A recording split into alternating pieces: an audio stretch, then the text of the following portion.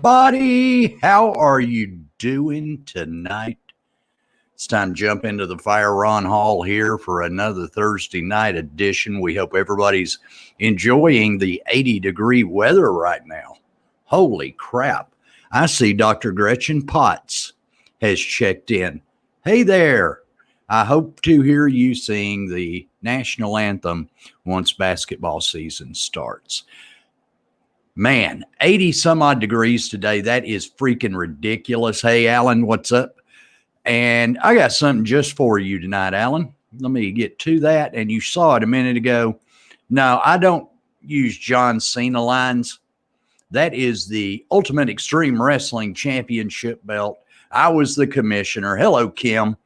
And my entrance music was the Beastie Boys. Sabotage. I was the Eric Bischoff of local independent wrestling. Fun times. Man, so much going on. The final presidential debate is tonight. Is everybody going to be watching? Hello, Diane. Hope you're doing well. Is everybody going to be watching? I'm going to watch it. I got to. But, you know, it brings to mind something that this is where the language warning is coming in. It just seems like in all of my years, I've never seen anything quite like this. And I kind of feel like Charlton Heston in the original and the only one that counts, Planet of the Apes. You maniacs! You blew it up! Oh, damn you! God damn you all to hell! You... Won't you be glad when this election is over? My gosh. Families are fighting with each other. Longtime friends are not friends anymore over this. And now you get Donald Trump Jr., who on Fox News today, oh, Jesus, has now said that Hunter Biden is involved in human trafficking and prostitution, and the minions are eating it up. He has no proof, nothing. He just pulled it out of his ass. That's what we have to look forward to the next couple of weeks. I'll be glad when it's over, but I don't think it'll be over on November 3rd. Oh, my gosh almighty.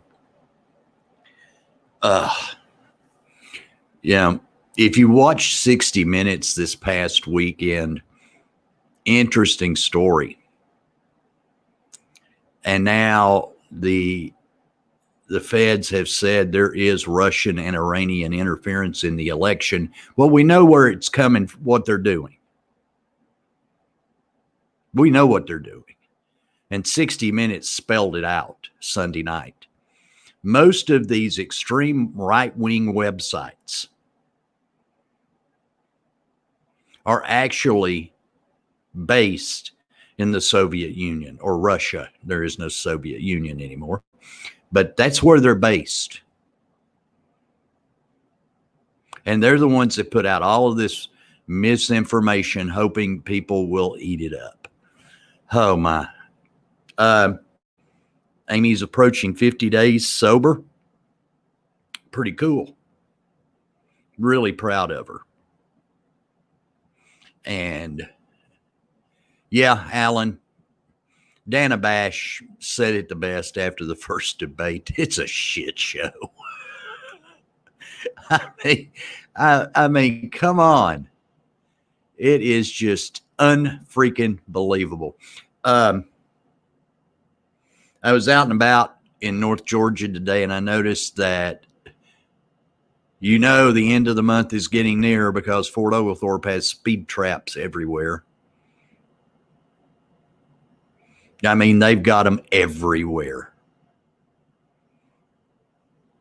So if you're out and about in Fort O, just be very careful because they love to separate people from their money. I long for the days of when Ronnie Cobb was the mayor of Fort Oglethorpe. Things were ran a whole lot better. than they are now. So it is what it is. Everything as far as the new compound is on hold for the time being. Run into a couple of snags, so that's been delayed. So keep checking out the living room or the kitchen. Yesterday, it was announced that the mock schedule for the upcoming spring Southern Conference season. And here you go. February 20th at home against VMI, then on the road at Citadel, who is ineligible for the Southern Conference Championship because they played too many games this fall. And NCAA, this is an 11-game season, so they're just screwed.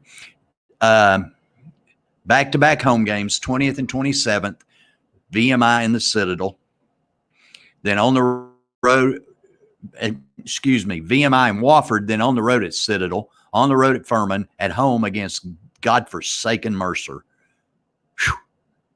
Then on the road at Western Carolina. Final home game will be April the 10th versus Samford, and then they finish up the season on the 17th at ETSU. Tell Kip they're going to lose, Kim. They're going to lose. ETSU is going to lose. And they're going to lose big. As a reminder, they do play this weekend, the only game of the fall, at Western Kentucky. It is on ESPN3. Pick it up, turn it down, and put it on the Big Jet Fly, 1070 AM, 97.7 FM, and take in Jim Reynolds and Todd Agnew. They will be there. And it should be Mocs have a chance. Quite unlike, I've been checking the paper all week, and I do not see where hell is frozen over. So I don't think Alabama's got a whole hell of a lot to worry about Saturday against Tennessee. I hope my Dish Network is fixed by then. The apartments where I live at converted from Comcast to Dish Network. Dumbasses. I'm almost about ready to try a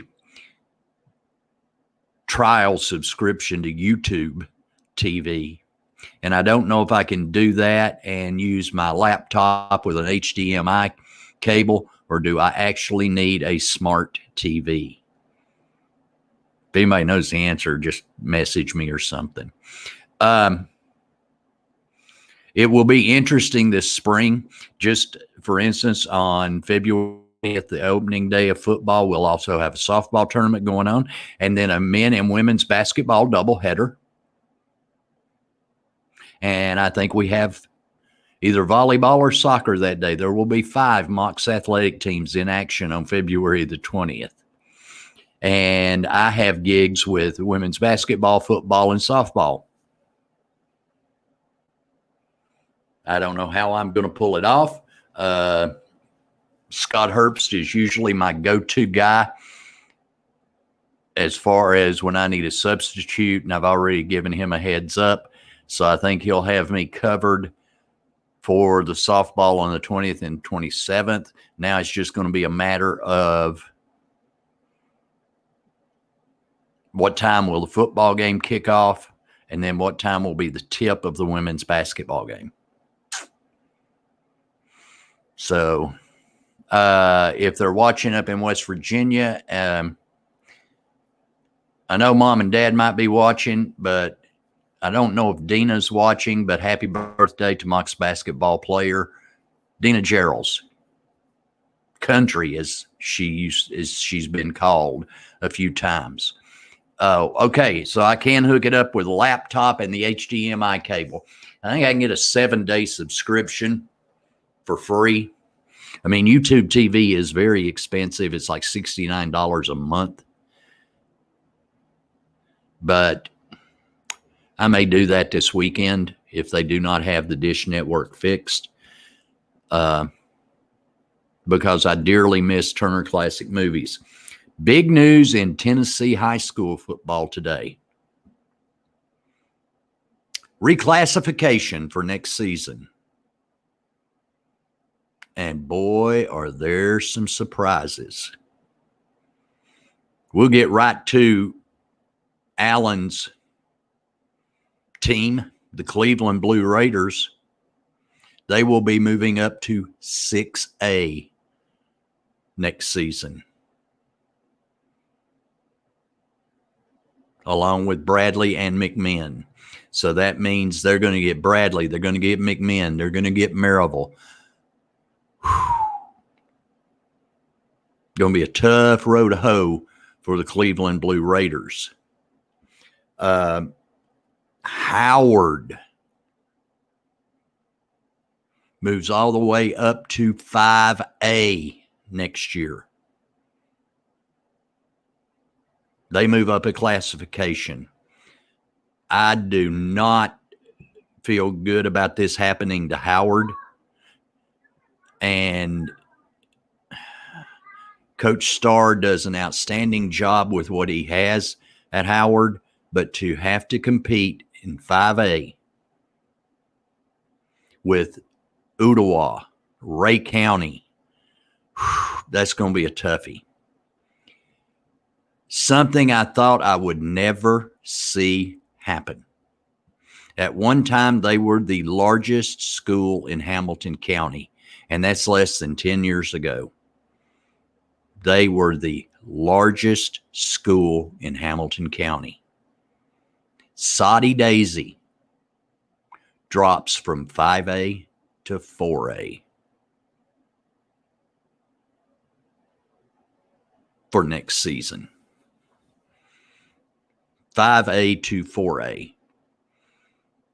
And that is going to be a hell of a region because Red Bank, Central, East Ridge, Hickson, East Hamilton.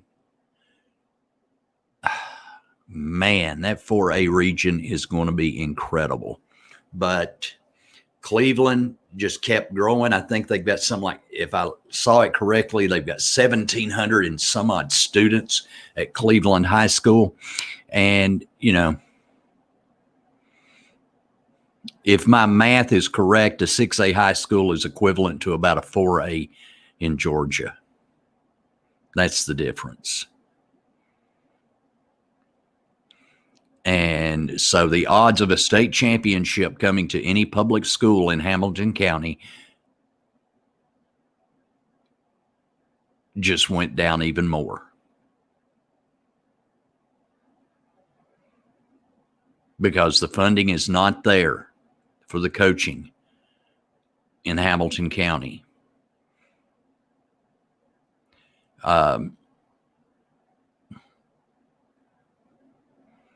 And the last public school to win a state championship was Signal Mountain, and I do believe that was a AA state championship Signal Mountain won. And they've not advanced farther than 3A. There'll be a 3A school next year. They have their nice little locked-in community up there. Kind of that, like that little community down in North Georgia. And they're fine, just like they are. But that's going to prove to be interesting next year. The two lower classifications stayed relatively unchanged, and who gives a damn about the private schools? You know, I found it interesting. There was a meeting of the Finley Stadium Board of Directors. And I found it interesting how it was covered by the two local publications, one being the Chattanooga Times Free Press and the other being the Chattanoogan. Finley Stadium's broke. They have no cash. None. But the spin on the entire situation, Times Free Press, Oh, things are getting better. Things are getting better. Things are getting better. Chattanoogan.com, gloom and doom. Now, number one, Finley Stadium is old. It's kind of like AT&T Field, home of the Lookouts, and it was built on the cheap. I mean, it's really obvious why the 1AA or the FCS National Championship game is not here. Number one, we just got a decent video board. Got to have it. And the turf had to be replaced. Thank goodness the previous turf was under warranty. And it is amazing that you got to, let's see, Cleveland's got turf now. Do they not, Alan? And I know Ridgeland's got turf. And Ridgeland's turf, from what I see, looks just as good as the day it went in. And it's been there for a while. So, and what I've noticed in just channel surfing on Friday nights is how many public schools in Georgia now have turf. A lot of them have turf. Now, if you were going to go see Ridgeland, my understanding is that the game with Pickens County is postponed. They were supposed to play tomorrow night. And now I think in talking to Scott Herbst, it's going to be in November. So you're going to get some cold weather football. Just think about us poor fools in February, because it's going to be our luck. The football season starts for the Mocs on February the 20th. What are the odds that we don't have some snow for one of those games? Because usually most of the time it snows here in February and March. So the odds might be pretty good on that. Just a little note I heard today. Everybody knew what happened to Nick Saban. Tested positive, and then 3 tests later, SEC declares it a false positive. Here is the Big Ten COVID protocol. If you test positive, you are out for 3 weeks. No exceptions. Just think if Alabama were in the Big Ten, and because they start their season, I think it's this weekend. I think it's this weekend. Big Ten opens up. So just think if Alabama were in the Big Ten, Nick Saban would miss 2 to 3 games, because the Big Ten has said they will not budge on their policy. You test positive, you're out for 3 weeks. That's where you're going to start seeing a lot of games canceled, unlike the SEC, which has sporadic cancellations, and the Big Ten. But they're playing because parents of players basically said, let the kids play. Big Ten was trying to avoid a massive lawsuit. I think they're going to do no fans at all in the stands. It'll be interesting to see how many people are in Knoxville this Saturday. But isn't it funny that 2 weeks ago we put Florida football coach Dan Mullen on the piece of shit list, and now he has COVID, and his cases the number of cases in Gainesville just keeps growing, and he wanted to pack the stadium. All because Ron DeSantis said so, the governor of Florida. I tend to like their policy. If you test positive, you're out for 3 weeks, period. No exceptions. That is really, and see, nobody has addressed how the college football playoffs are going to work. now that the Big Ten is playing. Nobody has really said how anything playoff related is going to work. And we are past time for those first playoff top 25s to be released as in previous years. So college football playoffs, and let's keep in mind that has nothing to do with the NCAA. It is its own separate entity.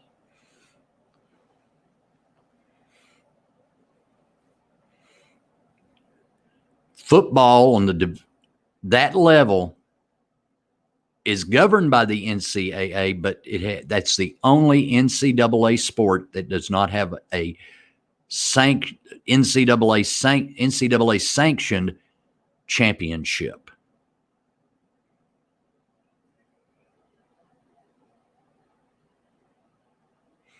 So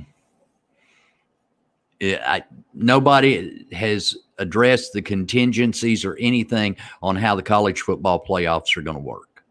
Garth Brooks' new album, I think, is being released today, and he is also releasing a new live set that goes from and it's going to be cool.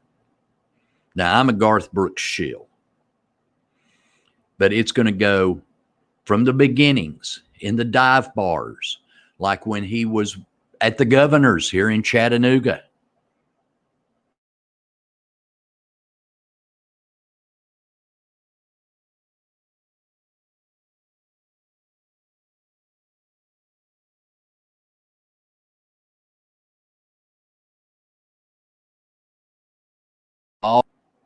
There we go. We're back.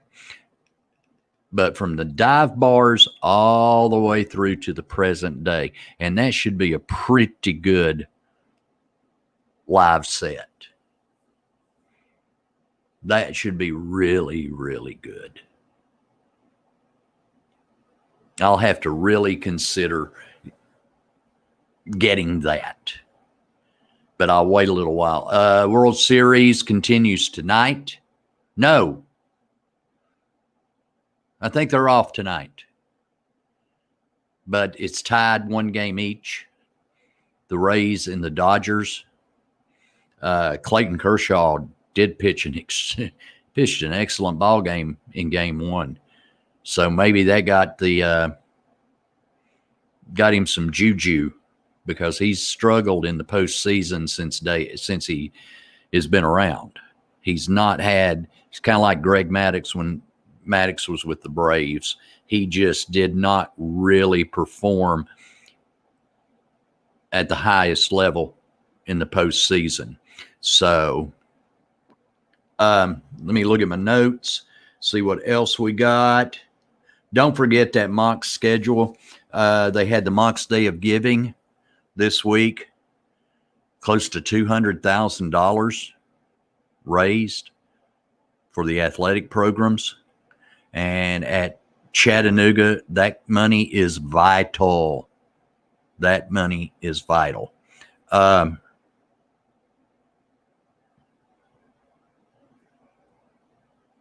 know everybody has been forewarned about what's going to happen starting tomorrow night. I think I'm going to get in the bunker, since I live out in the East Brainerd area. I think I'm just going to hit the bunker tomorrow, Saturday, and Sunday, because traffic is going to be an absolute freaking nightmare with Interstate 75 being shut down between East Ridge and all of this. I mean, it's the 2475 split is going to be shut down, and there are all sorts of maps all over the place on how you're going to navigate that. Now, they have really been reasonably quick about the construction project around East Ridge. And from what I hear now, coming into downtown Chattanooga on 27, it's beautiful now. Now they've got to work on the northbound 27 and the big curves gone and all that good stuff. And then they're getting ready to start on a new project there, 24 and Broad Street. Do you cross one set of fingers or do you cross two? Two's bad luck, right? Cross your fingers, because I'm hoping that if there is a new Lookouts ballpark, it is on the south side. And that would be advantageous to have easier traffic flow around Interstate 24 around Broad Street. That would be a whole lot better. So just be safe if you have to travel toward Hamilton Place, and be ready for some long delays, because if you're wanting to go west on 24, you got to go up 75, exit East Brainerd Road, and do a flip.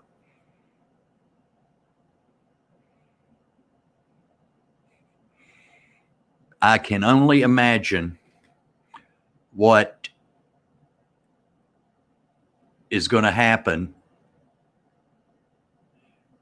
And now I'm looking, and my Dish network is all gone. It's gone black. This is real good stuff. Nothing aggravates me more. So it'll be hook up the laptop to HDMI and I guess put it on Peacock TV, which is not bad for $6 a month. It is a thing from NBC. And if check it out and see what all's available there. And there's some good stuff. Yeah, I agree, Alan. You're playing in Arlington, Texas. Everybody's at there. Why take a day off? Play it 7 straight. Play it 7 straight. I think you'd be better off, because that has been exciting. Now, Rob Manfred is floating the idea. Here we go. We're just hopping around. He is floating the idea that he wants the tiebreaker to carry over to next season and from now on. I like the tiebreaker. I mean, I really do like it. If you're not familiar with what the tiebreaker is in baseball, game's tied at the end of 9. You start the 10th inning. The last man to make an out for the team, for the visiting team, goes to second base. You start the inning with a runner at second base.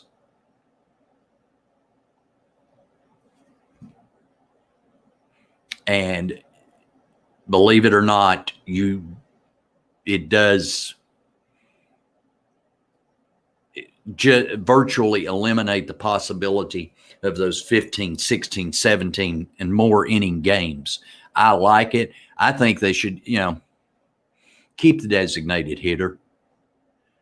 Do we really need to see Ian Anderson or Max Fried or Clayton Kershaw or Trevor Bauer with a bat in their hand? It's 2020.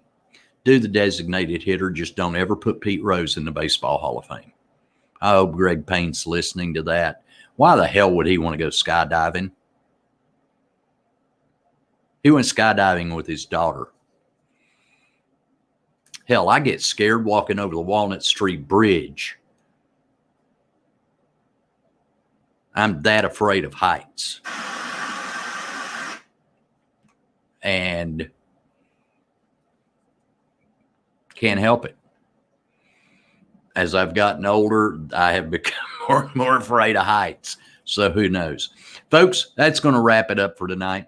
Watch the debate. If you need to have a couple of drinks before you do, by all means, have them. It's going to be interesting to see now that you're going to have the mute feature. And always remember, if you're a horror movie fan, Be sure to subscribe to them on YouTube. My son, Christopher, and Eddie T, who were guests on here not long ago.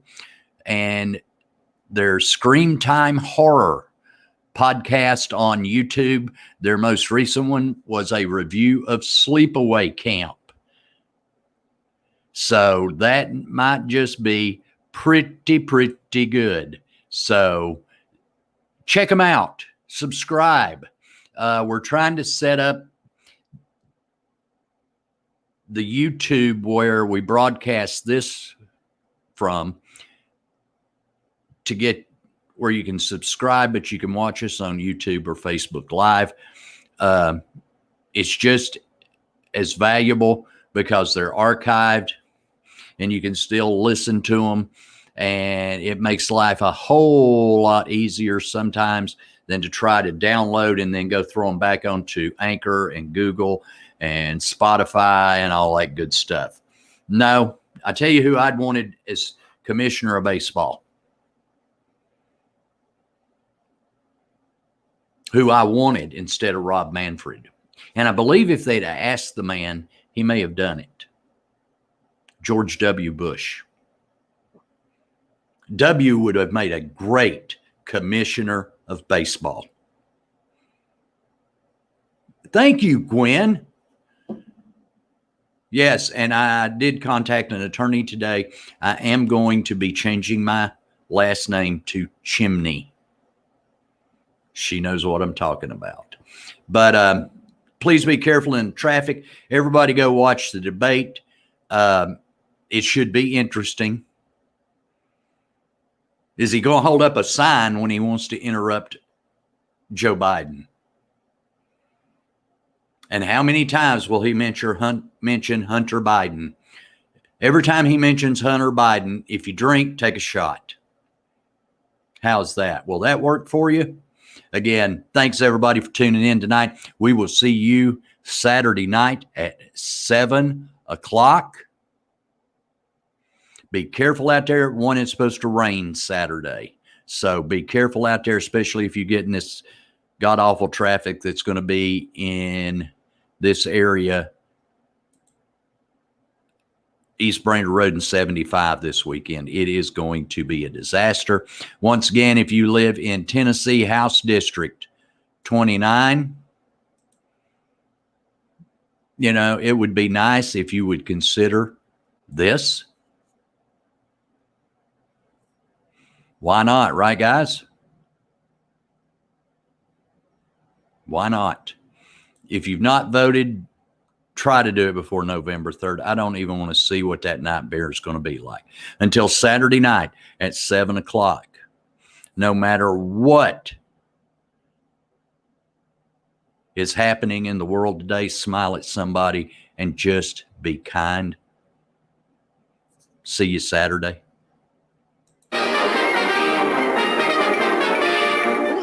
That's all, folks.